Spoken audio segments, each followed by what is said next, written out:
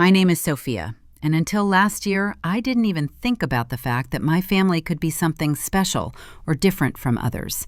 It always seemed to me that we were quite ordinary people with our joys, worries, problems, and victories, that my life was going according to a clearly outlined plan, where there was a place, my job, my personal achievements, and maybe someday my family, but not right now, because my career required my attention, and stability seemed to me much more important than any emotional impulses. I am 32 years old, and for almost 10 years now, I have been working as a sales manager at North Star Construction, where I am valued for my responsibility, punctuality, and ability to handle even the most difficult customer situations without going beyond business ethics. I'm used to following the rules, planning my life for several years ahead, and avoiding any drastic changes, because that's exactly what I thought the life of an adult, reasonable person should look like. Before we continue, I am very curious. Which country are you from, dear listeners? Write in the comments where you are listening to us from. Enjoy listening. I have an older sister, Melissa, who is 36 years old, and since childhood we have been completely different, as if our characters were formed according to opposite scenarios. If I was always collected, purposeful, and a little introverted, preferring books and studies to noisy companies, then Melissa, on the contrary, loved to be the center of attention. Easily she made friends, was sure that love was the most important thing in life, and, following these beliefs, immediately after graduating from college, she married her high school sweetheart, Brad, who, as it seemed at the time, was an ideal life partner for her. 15 years of marriage, 2 sons, Tyler and Noah, 12 and 10 years old respectively, a cozy house in a good neighborhood, the opportunity not to work and fully devote himself to his family. All this, from the outside, looked like the perfect picture that many people strive for. And if someone had told me a year ago, I probably wouldn't have believed that this perfect world would collapse overnight. But one evening, Melissa called me in hysterics. Her voice was so shaky, confused, full of pain and fear that I could barely make out the words. She was sobbing into the phone, repeating the same thing over and over again. "Sophia, he's gone. Brad just packed up and left." As it turned out, he left for a reason. He had been with another woman for a long time, a work colleague named Jennifer, and now he decided it was time to admit it and stop pretending that everything was fine with him. He said that he had been unhappy for many years, that he wanted to live a different life, and without really thinking about the consequences, he left Melissa and the children alone with their new reality. I dropped everything and went to my sister's house. When I entered the house, she was sitting on the kitchen floor, surrounded by crumpled napkins, her eyes swollen with tears, which reflected complete despair. The boys locked themselves in their rooms and, judging by the silence, also did not know how to live on now. "What should I do, Sophia?" "What is it?" she asked hoarsely, without even lifting her head. I haven't worked since Tyler was born. Brad paid for everything. He promised that we would always be together. "We'll figure it out," I said softly, although at the time I had no idea what that really meant. But I had to figure it out quickly. Not only was Brad not going to help financially, but he refused to pay child support until Melissa sued him. And when he was forced to do so, the amount was barely enough to buy groceries. The house they had lived in all these years was legally owned by Brad before their marriage, and he had no hesitation in demanding that they move out. "I'll help you find an apartment," I said one afternoon when we were packing. The boys were with our parents at the time, and it was probably for the best, because seeing their mother in such a state would have been unbearable for them. "How will I pay the rent, Sophia? I have no income." And that's when I made the offer that changed everything. "I'll cover the expenses until you get back on your feet," I said, looking confidently into her eyes. Our parents, Dad, a retired accountant, and Mom, a former teacher, also supported this idea and immediately joined in to help. They picked up the boys from school, helped them with homework, and cooked dinner while Melissa tried to find herself in a new life by taking a part-time job at a local boutique. In the first months, it seemed that everything was going in the right direction. I transferred money to her for rent, sometimes paid for additional expenses, and although it was difficult at times, I believed that it was temporary, that my sister was about to gain independence and start a new life. But as time passed, instead of moving forward, Melissa became more and more stuck in the past. "Brad ruined my life," she said over and over again. "I've planned everything out. I was going to be a housewife until the boys grow up." Now look at me. I tried to be patient, tried to support her, but one day I cautiously suggested, "Maybe you should talk to a psychologist. I can pay for therapy." The look she gave me then was cold and hard, as if I had just betrayed her. "I don't need someone to tell me how to feel, Sophia," she replied icily. "I need money to live. Do you have any idea how humiliating it is to work in this store? The manager is 10 years younger than me."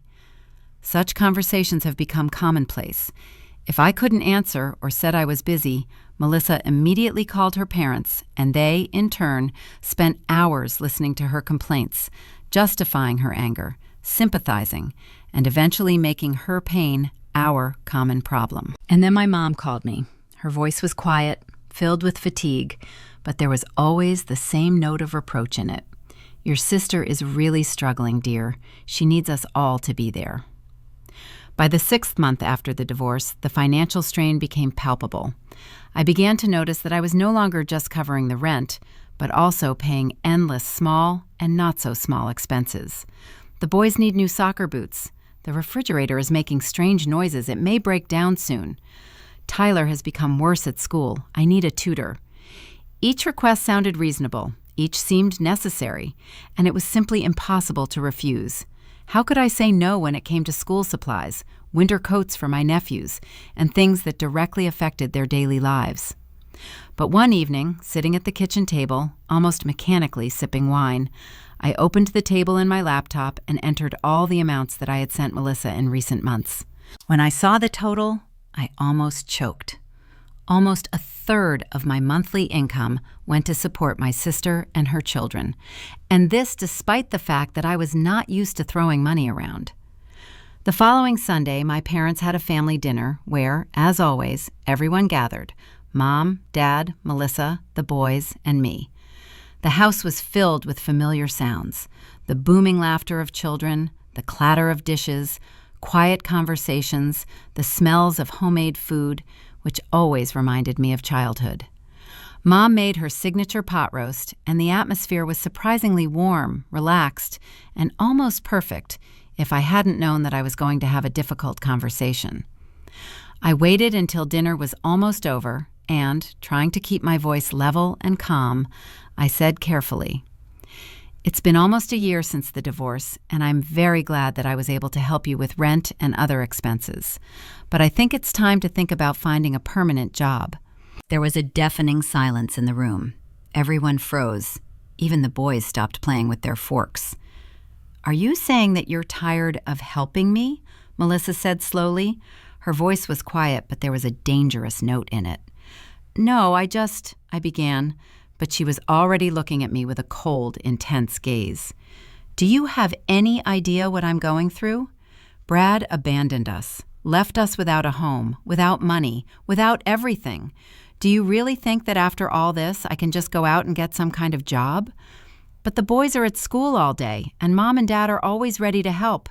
I began, but I didn't have time to finish. Melissa jumped up so abruptly that her chair fell to the floor with a crash. "You don't understand." Her voice was trembling with anger. "I still can't get over how Brad destroyed our family, and now you're attacking me, too." "I'm not attacking, I'm just—" "Come on, boys, we're leaving," she interrupted, not letting me finish, and grabbed her purse. Tyler and Noah reluctantly stood up, muttered goodbye to their grandparents, and trudged after their mother. The front door slammed shut with such force that the photographs on the wall rattled. I looked at my parents, hoping to see understanding, support, or something in their eyes, but instead Dad frowned, and Mom shook her head and sighed. "How could you be so selfish, Sophia?" I blinked in disbelief. "What?" "Your sister is a single mother with 2 sons, and you are alone, without a family, without children. You don't need as much money as she does," Mom said in a firm, confident voice, as if this was not her personal conclusion, but something self-evident. "So I just need to finance it indefinitely?" I asked, trying to keep my voice calm, but everything was boiling inside. "It's called taking care of a family," my father interjected. It's called not being greedy when your loved ones need you, Mom said firmly, and I saw judgment in her eyes. I realized that it was pointless to argue. These were the people who taught me all my life that family is the most important thing, but as it turned out, this principle only worked one way when I was the one who gives. I took a deep breath, suppressing a flash of anger, and slowly stood up. I have to go, I said, trying to keep my voice steady. Thanks for dinner. When I was driving home, the city seemed empty to me. The streets were unusually featureless, and the air was heavy, like before a thunderstorm. I felt really lonely for the first time in my life. The week passed in tense anticipation. I haven't written to Melissa, and she hasn't written to me. It was strange, almost disturbing, but at the same time, it somehow made my life easier. The silence seemed like a blessing. But exactly 7 days later, when I was sitting in the office, staring at another report, my phone vibrated from an incoming message. Melissa, we need $500 for clothes for boys. They've outgrown everything and they look terrible. Please send it today. I stared at the screen in disbelief. No greeting, no mention of our last fight, not the slightest hint of regret or an attempt to make conversation. Just a requirement, just the money. And already, at the very end, as if an afterthought, an added word appeared. Please. I stared at the message for a long time, my finger hovering over the phone screen, and an internal argument was playing out in my head. Part of me desperately wanted to refuse, write something harsh, finally set a boundary, make it clear that I could no longer indefinitely fulfill the role of a financial savior. But another part, a softer, more familiar one, the one who taught me from childhood to put the needs of my family above my own, reminded me that it wasn't Tyler and Noah's fault, that it wasn't their fault that their mother continued to refuse to take responsibility for her life. And if I say no now, who will end up in? Will he get hurt? Are they? Am I ready for this? I sighed heavily, opened the banking application, quickly entered the amount and transferred the money, realizing that this cycle would never end until I decided to break it myself. The only response from Melissa was a smiley face with a raised thumb. No thank you, not even a hint of appreciation, just a silent confirmation that the money had been received and the conversation was over. Work has become my refuge. At North Star Construction, I was respected. My opinion mattered. My achievements were recognized and appreciated, and every successfully closed case brought a sense of satisfaction that I was so desperately deprived of in my family relationships. Unlike Melissa's endless requests and parental pressure, I didn't feel like I was owed here. I didn't feel like someone was trying to put pressure on me. On the contrary, when I made good deals, people congratulated me, praised my professionalism, admired my perseverance and ability to convince, and didn't ask for more and more. I plunged headlong into a particularly difficult project related to the conclusion of a contract for the construction of a new office complex in the city center. The client was known for his demanding nature, and his reputation as a formidable and unyielding businessman made even experienced professionals lose confidence. But I spent weeks preparing the perfect offer, thought through every detail, anticipated all possible objections, and when the day of the crucial meeting came, I conducted the negotiations brilliantly, leaving the customer no chance to refuse. You've exceeded all expectations, Sophia, my boss said with a smile as we shook hands with the client, sealing the verbal agreement. When the contract is signed, your commission will be very impressive. When the bonus was credited to my account, I felt a surge of joy and satisfaction that I hadn't felt in months, and for the first time in a long time, I allowed myself to think that I could do something for myself, and not just save money, hiding it in case of another emergency, Melissa. I've been driving my Honda Accord for 7 years now. It was reliable, it didn't let me down even in the fiercest winters, but I always dreamed of something more modern, more comfortable, a car that I really liked, and not just served as a means of transportation. The following Saturday, I went to car dealerships, visited 3 dealerships, conducted test drives of several models, and by the end of the day, I was the happy owner of a silver Audi A4. Not the most extravagant car on the market, but definitely a step forward compared to my old Honda. As I drove home, feeling the car glide gently and smoothly along the road, I was filled with pride for myself, for my work, for finally doing something for my own pleasure. But as soon as I thought about how Melissa would react, a wave of doubt washed over me. Her car, an old Toyota, had been living out its life for a long time. She constantly complained that her air conditioner was not working, that the engine was making strange noises, that it's not clear how you can even carry children in such a junk. And then a simple thought came to mind. Why not give her the Honda? She was in excellent condition, reliable, well-groomed, with a good service history. It would have been a huge step forward for her. The next family dinner came sooner than I would have liked. I deliberately drove a Honda, deciding to surprise Melissa at the end of the evening so as not to cause unnecessary discussion ahead of time. When I drove up to my parents' house, I heard her voice even before I entered. She was talking loudly, irritably, almost shouting. And then Jenny had the nerve to ask me to cover for her on Saturday. I told her, I have kids. You know I can't just give up everything because of your stupid concert. And she replies, other single moms do it somehow. Can you believe it? Mom nodded understandingly, patting Melissa's hand. Some people just don't understand how hard it is for you, dear. I took a deep breath, trying to stay calm, feeling the tension building by the second. But I decided to speak anyway, hoping that maybe something would happen right now that would change the situation for the better. I have something for you, I began, trying to sound confident but friendly, because despite all the arguments, despite her attitude, I really wanted to help. Yesterday I bought a new car, and I want you to take my Honda. It's in excellent condition, it has a small mileage, and it's perfect for taking boys to school and their events. I expected to see gratitude in her eyes, maybe even relief, because this car was an order of magnitude better than her old Toyota. But instead, Melissa narrowed her eyes, as if trying to expose some insidious plot. She slowly picked up the keys, which I placed in front of her, as if she was holding not a gift, but something dirty and unpleasant. "Did you buy an Audi?" she said with barely concealed contempt.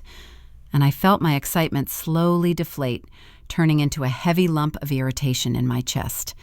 "Yes, nothing special, just A4, I replied cautiously, not understanding why this conversation had suddenly taken on such a strange tone. The silence that followed was excruciating. I saw my parents exchange glances with Melissa, and it was exactly the type of silent communication that did not bode well. The whole conversation took place without words, but its meaning was more than clear. "Audi," she repeated slowly, then unclenched her fingers, letting the keys fall to the table with a thud. I didn't even have time to understand what was happening as she looked up at me in which there was not a shadow of gratitude, only cold resentment and reproach. "While I can barely afford groceries, you go and buy a luxury car?"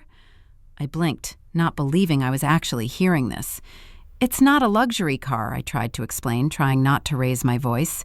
"And I'm giving you my Honda. It costs at least $10,000. It's much better than your Toyota."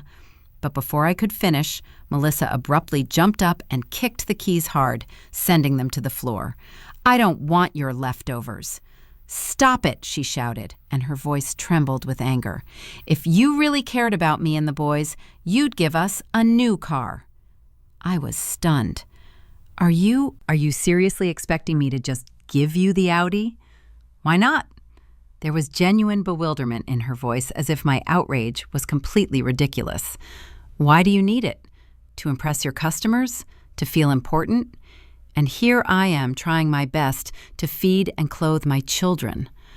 I looked at my parents, hoping that at least someone would step in, say that this was too much, that such demands were simply ridiculous, that I had already done more than I could. But instead, the father cleared his throat, pressed his lips into a thin line, and finally said, "Sophia, maybe you should have consulted with us before making such a big purchase." I froze. "Should I consult with you?" I repeated slowly, not believing my ears. Mom nodded, crossing her arms over her chest.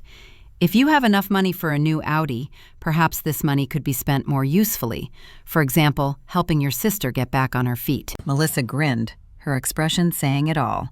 She knew that Mom and Dad would always stand by her side, that no matter how much I did, it would never be enough. "But since you've already bought a new car," Mom continued, "then give the Audi to Melissa." Something inside me broke. I slammed my hand on the table with all my might, making everyone jump. The dessert plates rattled, and Tyler's glass of milk overturned, spilling a white stain on the tablecloth. "It's my money!" My voice was shaking with rage. My fingers curled into fists, and I had to take a deep breath to keep from screaming. "I worked for them. I don't have to support you forever, Melissa." She wanted to say something, but I didn't give her a chance. "I helped you because I love you, but this is already out of bounds. If my Honda isn't good enough for you, you won't get anything." I stood up abruptly, walked around the table, went to where the keys had fallen, and picked them up. "Sophia, don't be dramatic," Mom began, but I interrupted her. "No, that's it. It's over. I'm not paying rent anymore. I won't send you money for clothes, for tutors, for any other emergencies that you decide to blame on me. Figure it out for yourself." Melissa pursed her lips. Her eyes flashed with anger, but I was no longer listening. I turned around, stormed out of my parents' house, slammed the door behind me, went down to the car, and got behind the wheel. While I was driving home, my phone was bursting with messages and calls. Melissa's, Mom's, and even Dad's numbers called once, which was extremely rare. I've been ignoring them all night. And in the morning, when I woke up with a feeling of inner emptiness, but at the same time a strange lightness, I did what I thought about all the way home. I put my Honda up for sale online. 3 days later, a customer called me. He offered an amount slightly lower than what I had hoped for, but I didn't care. I just wanted this chapter of my life to be closed. When I handed over the keys to the new owner, I felt a strange sense of relief mixed with bitterness. I drove this car for many years. It served me faithfully, never let me down, was for me a symbol of reliability and independence. But now it has become a symbol of something else: pain, resentment, expectations that I could not meet. And after letting her go, I felt like maybe I was finally letting go of something more. A week passed, then another. I drove my new Audi to work, went about my business, tried to focus on projects, loaded myself with meetings and meetings, trying not to leave free time for thoughts that still haunted me. Gnawing guilt, sown by my family's words, sprouted inside, reminding me of myself in the most unexpected moments. When I was sitting at the computer in the office, when I brewed myself a morning coffee, when I looked in the mirror before leaving the house. Maybe I was being selfish. Maybe I really should have given Melissa a new car. Maybe I didn't do enough. No. I shook my head every time, forcing myself to put these thoughts aside. I've already done more than enough.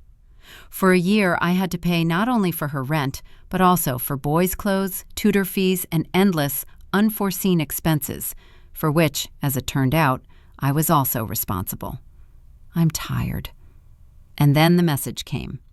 I expected that the rent payment deadline would come tomorrow. Please transfer the money. No greeting, no mention of our quarrel, no attempts to establish a relationship, just a requirement.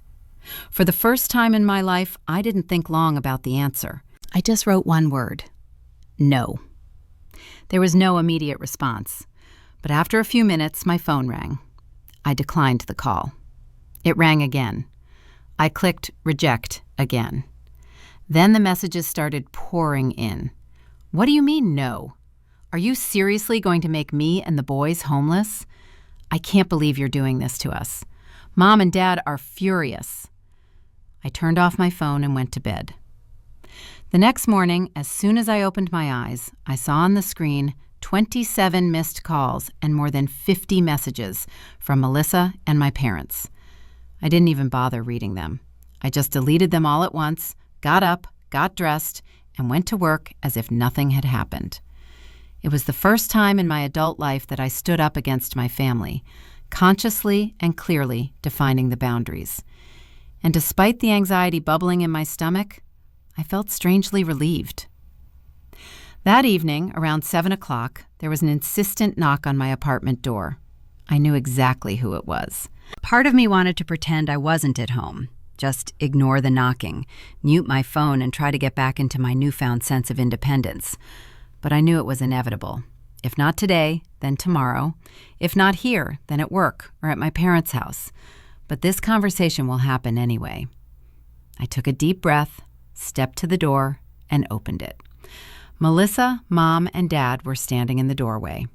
All three had the same expressions of righteous indignation, their postures, facial expressions, compressed lips. Everything indicated that they had come not to reconcile, but to demand explanations. "You didn't accept our offer to sit down?" I asked, stepping back, but none of them moved. Mom spoke first. "Sophia, this has gone far enough." Her voice was firm, cold, without a drop of maternal warmth. "Your sister needs to pay the rent tomorrow. Otherwise, she will be evicted." I crossed my arms over my chest, keeping my eyes on my mother. "That's not my problem anymore." "That's not your problem?" Melissa's voice trembled, but not from fear, but from rage. "You promised to help me. You said you'd pay for my rent." "I've been paying for your rent for almost a year now," I held her gaze, "along with boys' clothes, a tutor, household appliances, and everything else you asked for. I've spent thousands of dollars helping you." "So what? Stop it," she screamed. "You can do it anyway." "Yes, I can, but I don't want to anymore." "You have money. Stop it," she shouted, indignation mixed with demand in her voice, as if I had to provide for her. "You bought a brand new car just last week." "With my earned money." I stared at her, feeling an icy calmness replace my anger. "And when I tried to give you my perfectly good Honda, you literally threw the keys in my face because it turned out to be not good enough. You were flaunting your new car while I was fighting." I closed my eyes for a moment, took a deep breath, then looked at her, at my parents, at their indignant faces, at the look of condemnation in my mother's eyes, at my father's reproachful look, and said, "You're not fighting because of me, Melissa." She froze. "You're struggling because you refuse to get a permanent job. You're fighting because you're wasting all your energy complaining about Brad instead of moving forward. You're fighting because you expect everyone else to solve your problems for you." There was a tense silence in the room. Mom folded her arms and shook her head. "We're a family," she said, as if that explained everything. "The family helps each other." I felt a wave of anger wash over me again, but not the same as before, not flaming, not explosive, but cold, penetrating, final. I looked at my mother, then at my father, then at Melissa, who pursed her lips and crossed her arms over her chest. "Yes, the family helps each other," I repeated slowly. "But help is not the same as the endless maintenance of an adult who does not even try to take responsibility for his life. I've been helping for a year, but it's never enough.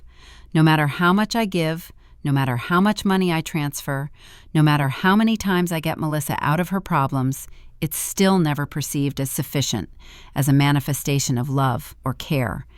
You all act like I'm some kind of selfish monster, just because I don't want to sacrifice everything for her, just because I have the opportunity to live the way I want, not the way you expect me to." "Because you are lonely and without children," Melissa snapped, her face contorted with anger. "Why do you need money at all?" I stared at her in disbelief. "To live," I finally replied, trying not to snap. "To save for the future, to enjoy the fruits of my labor, to allow myself something good, because I worked for it. Why is it so difficult to understand?" "Because you're selfish," she almost screamed, looking at me with contempt. "I need this money more than you do." I looked into her eyes, took a slow breath, and keeping my voice steady, said softly, "Then earn it, just like me." No one spoke for a while. Silence hung in the room so thick that it seemed to drown out even the noise of the cars outside the window. Then Mom broke the silence. "If you don't help your sister, Sophia, you're not our daughter." I froze. "What?" "We raised you to take care of your family," she said firmly, looking at me as if I had failed her. I felt a wave of rage rising inside me, icy, destructive, final. "No, Mom. You raised me to be Melissa's ATM machine." Melissa snorted. "Great." She crossed her arms over her chest, her lips curling into a mocking grin. "Keep your precious money for yourself, but don't expect to be a part of this family anymore." I looked at her clenched fists, at the look of righteous anger on my father's face, at the cold determination in my mother's eyes, and suddenly realized that something had broken at that moment. Something inside me finally and irrevocably broke. The last thread holding me in this dynamic, where I had to give, and they just took and demanded more. I lifted my chin, and to my own swire replied quite calmly, "If being part of this family means being exploited and taken for granted, maybe it's for the best." Melissa's eyes flashed. "You're going to regret this," she hissed, turning on her heel. When you get old and you're left alone with nothing but your money, you'll regret choosing them over your family. I shook my head wearily. "I don't choose money over family," I said, looking her straight in the eye. "I choose self-respect." The door slammed shut behind them. I collapsed onto the couch, exhausted, but strangely peaceful. For the first time in months, I felt like I could breathe freely. The guilt was still there. She whispered in my ear in the silence of the apartment, when I was drinking my morning coffee, when I fell asleep in bed, when I drove past my parents' house. But now she was drowned out by relief. I had finally set boundaries. In the following weeks, I learned from mutual friends and distant relatives that Melissa had been forced to move out of her apartment after all. She and the boys moved in with our parents, which, to be honest, seemed like the only logical decision from the very beginning. She still worked part-time at the boutique, but now she was supported by her mom and dad, who finally seemed to realize that if I no longer funded her lifestyle, they would have to do it. According to my cousin Rachel, they told anyone who would listen what a terrible person I was, how I abandoned my sister in a difficult moment, how I cared more about expensive cars than about my family, how I was always selfish and thought only of myself. A month after our fight, Rachel suddenly texted me and suggested we meet. "I wanted to check on you," she said when we sat down at a table in a small, cozy cafe. "Your parents say pretty harsh things. I just wanted to hear your point of view." I picked up a cappuccino cup, cupped it in my hands, inhaled the warm scent of cinnamon, and calmly began to talk. I told her everything: Melissa's year of rent, the constant demands for money, the incident with the car, the endless complaints, accusations, threats, everything that had been accumulating in me for so long. Rachel listened in silence, without interrupting. When I finished, she nodded thoughtfully. "You know, I always thought Aunt Karen and Uncle Jim were coddling Melissa too much, although apparently it was worth it." She shrugged her shoulders. "I think you did the right thing." I looked up at her. "You can't set yourself on fire to keep someone else warm." That phrase stuck in my head. She perfectly described what I was doing. I was burning up my resources, my time, my nerves, my self-esteem, just so that Melissa would feel comfortable in her role as a victim, just so that she would continue to remain in her illusion that she was not responsible for her life. I smiled, sincerely for the first time in a long time. "Thank you, Rachel. It means a lot." When I returned home, sitting behind the wheel of my Audi, I no longer felt guilty. Now I enjoyed it without remorse. It's been 6 months. Summer turned to autumn, leaves covered the sidewalks with a golden carpet. Then the cold winds of November came, exposing the bare branches of the trees. And then winter enveloped the city in a blanket of snow, turning the air into transparent crystal. As the holidays approached, the inevitable question arose: what to do with family gatherings? Will I be invited? Would I want to go if I was invited? Will I be able to enter my parents' house again and sit at the table pretending that nothing happened? I haven't spoken to Melissa or my parents since that night in my apartment, although it wasn't for lack of trying on their part. In the first 2 months after the quarrel, messages from them came constantly: angry, demanding, accusing. But gradually the tone changed. Instead of threats, there were words aimed at guilt. "The boys miss their aunt," my mother wrote to me. Another time, in the morning, when I was getting ready for work, I received a short message. "Tyler asked about you at breakfast." And then another one from Melissa. "Noah asked why you weren't coming anymore." I didn't answer. I knew what they were doing. They were using my nephews as an emotional lever, as a tool to get me to come back. It hurt to think about Tyler and Noah, to wonder what they'd been told, what version of history they'd been presented with, what they thought of me now. But I knew that if I gave in, if I showed any weakness, if I sent a message back, it would be the first step to getting back to where I had just come from. I couldn't afford it. My job was still my salvation. I threw myself into projects, found new clients, closed a big deal, got another raise, and now my bank account was healthier than ever. Without having to support 2 more households, I was finally able to take care of myself.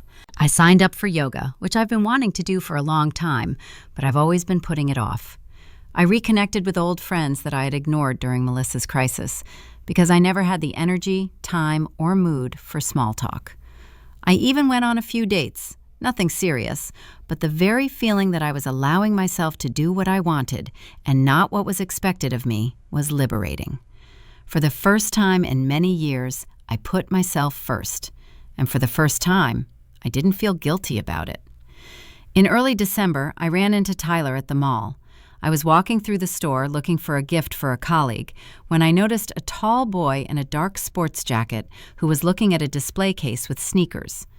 I froze for a second, not sure if it was him, but then he turned around and I saw his eyes, the familiar brown eyes of my nephew. He saw me too.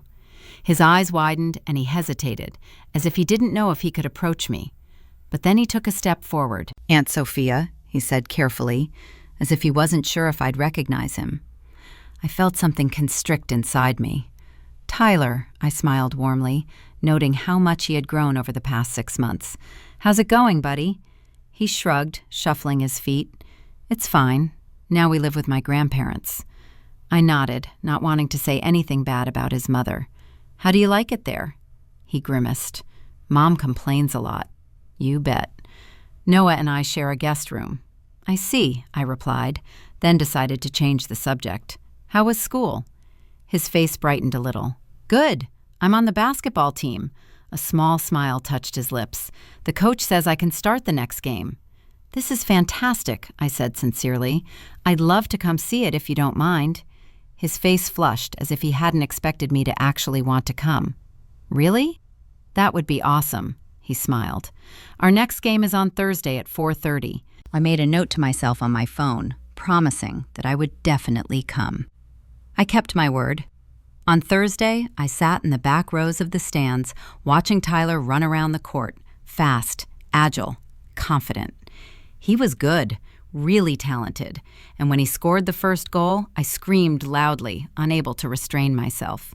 He turned his head in my direction, and the smile he gave me was worth all the potential awkwardness that could happen to Melissa.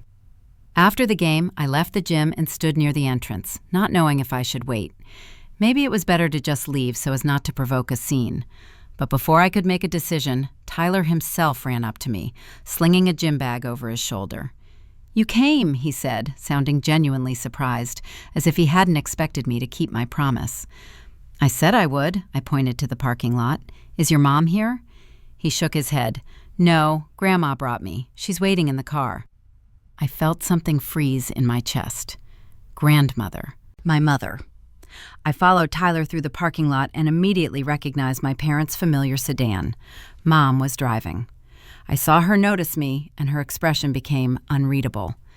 I stopped a few steps away from the car, not knowing how to behave further. It had been 6 months since I'd last seen her, and now, as she sat there clutching the steering wheel in her white fingers, I couldn't figure out what she was thinking. Would she be happy to see me?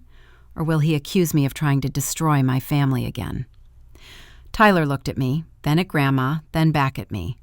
I could see that he was waiting, that he didn't know what would happen next.